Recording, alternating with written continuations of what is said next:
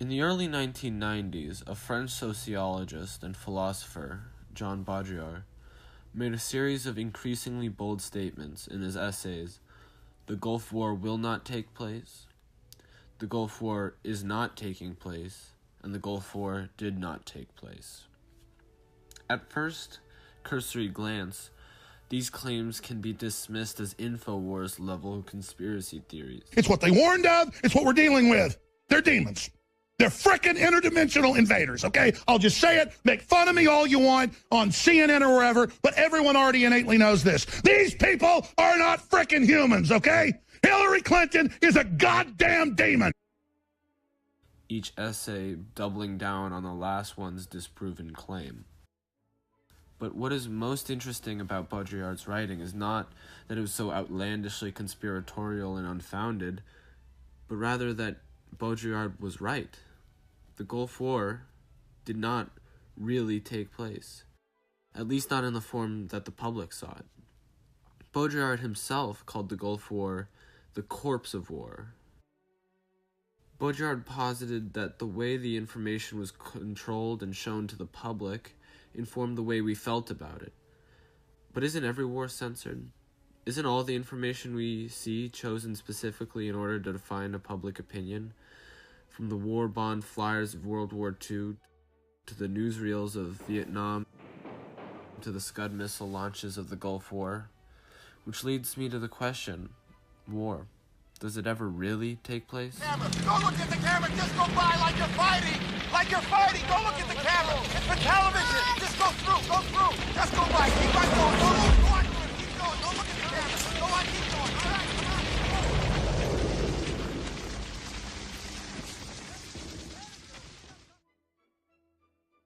As John Baudrillard writes, the Gulf War was not a war, but an atrocity masquerading as a war.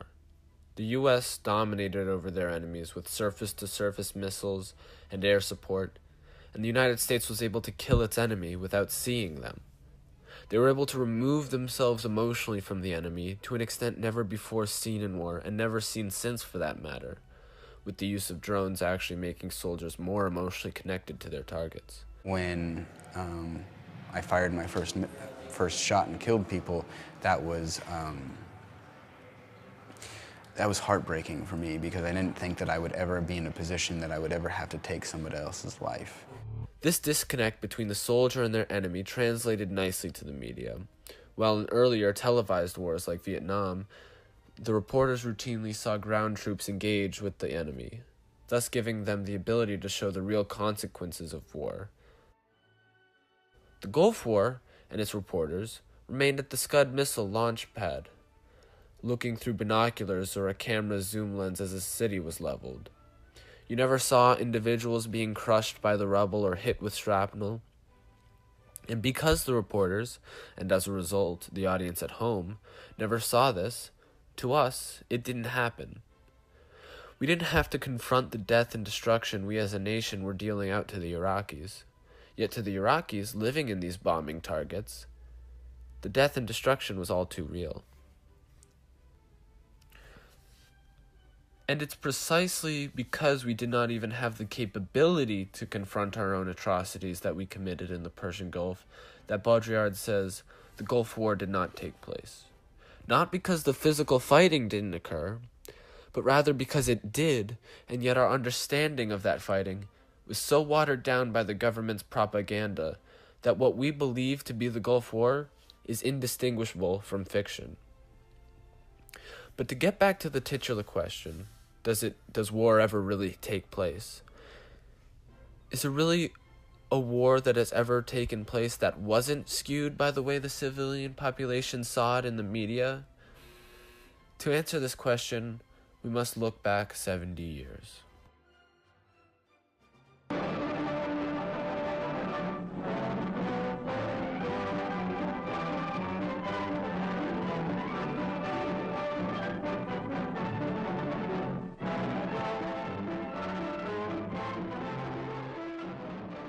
While we think of World War II as America's most righteous war, the truth is we were far from perfect.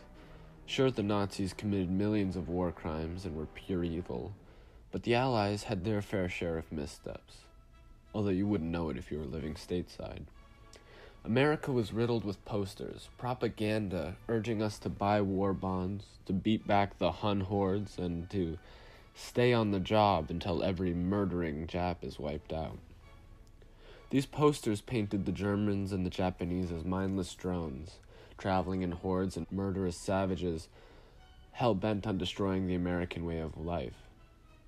And while yes, the truly important portion of these demographics were bent on exactly that, propaganda is famously lacking in nuance. All of a sudden, millions of innocent civilians were put under the banner of Hun horde or murderous Jap, all based off the images Americans were shown. But what about our actions overseas? We knew that the enemy was evil, but we needed to know that we weren't. So we looked towards newsreels, created by the government to show how well our boys were doing over in Europe. And from these newsreels we get a glimpse of the great wartime success of Dresden.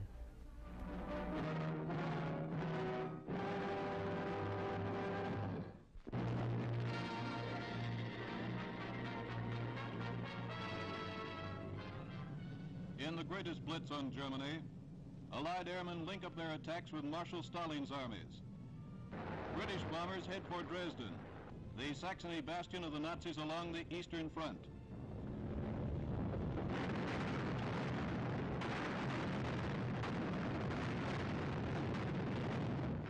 And up comes Goebbels' newest secret weapon, a scarecrow, exploding like a plane hit by ack-ack.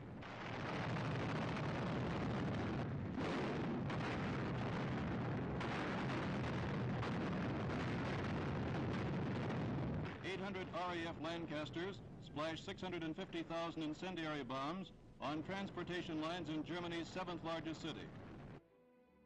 As the narrator explained, Dresden was a vital and decisive victory for the Allies. In fact, what the narrator so modestly leaves out is that it was so successful that we got 18 to 25,000 casualties out of it, most of whom were civilians and refugees. And if you've ever read Kurt Vonnegut's semi-biographical novel, Slaughterhouse-Five, you'll know that some of those who had firebombs dropped on them were Allied prisoners of war. Yet nobody knew, or cared to know, about these horrors of war, because they lived in a blissful ignorance, one perpetuated by the military censors, and one that would not last for long.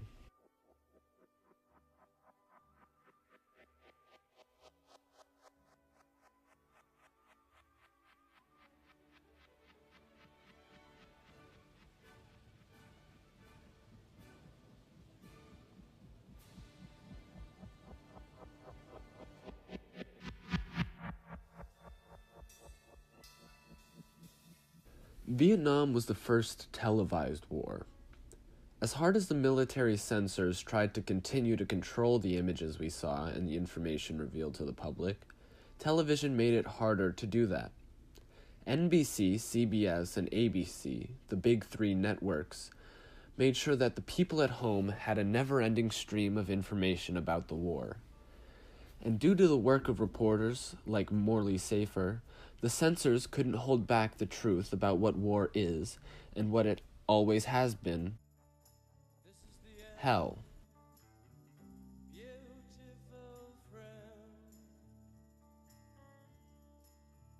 Morley Safer specifically combated the censors by running a story about U.S. soldiers burning a Vietnamese village down, as seen here.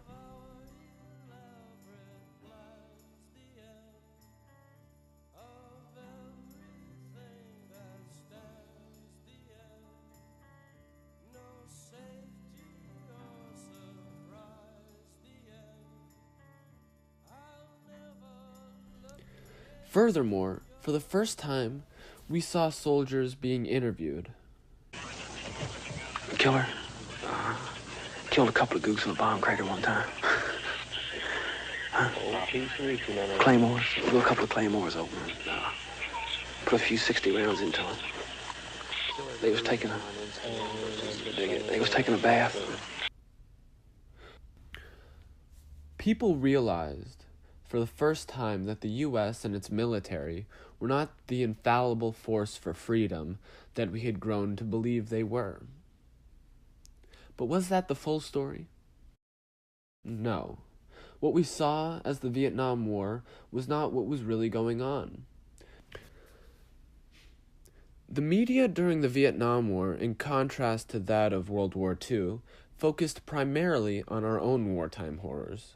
What we didn't focus on, because it would have lightened up our view of the war, something very few people wanted at the time, were the horrors committed by the Viet Cong, including the terrorization of any Vietnamese citizens who were known to have cooperated with the South Vietnamese or their American counterparts.